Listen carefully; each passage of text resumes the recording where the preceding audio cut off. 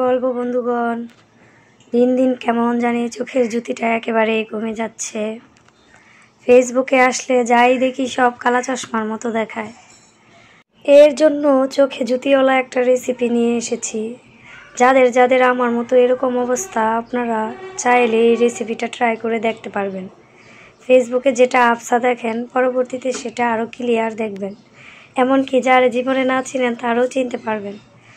যাই হোক, কড়াইতে কিছু পরিমাণ তেল দিয়ে পেঁয়াজ দিয়ে একটু ভাজা ভাজা করে নিয়েছি। এখন আবার 5-7টা মরিচ মাঝখান থেকে কেটে দিয়েছি।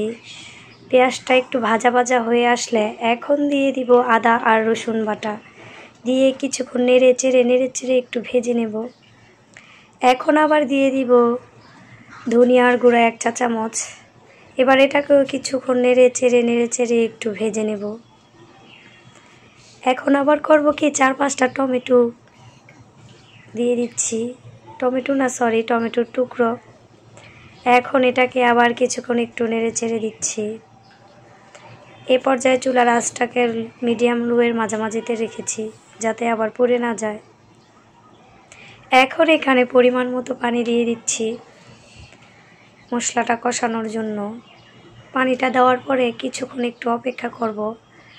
তারপরে সামান্য একটু হলুদের গুঁড়ো, সামান্য একটু মরিচের গুঁড়ো দিচ্ছি।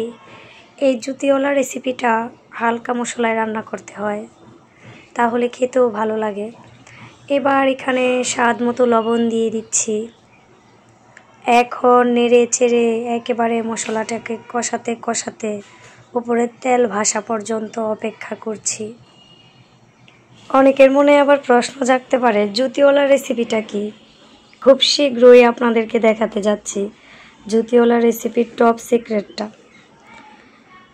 এখন মশলাটা কষানো হয়ে গেলে এই যে দিয়ে দিচ্ছি কিছু গুঁড়ো মাছ। এটাই হচ্ছে চোখের জুতি বাড়ানোর ওষুধ। যাই হোক, নেড়ে ছেড়ে এই গুঁড়ো মাছগুলোকে অল্প আছে কিছুক্ষণ একটু কষিয়ে নিচ্ছি।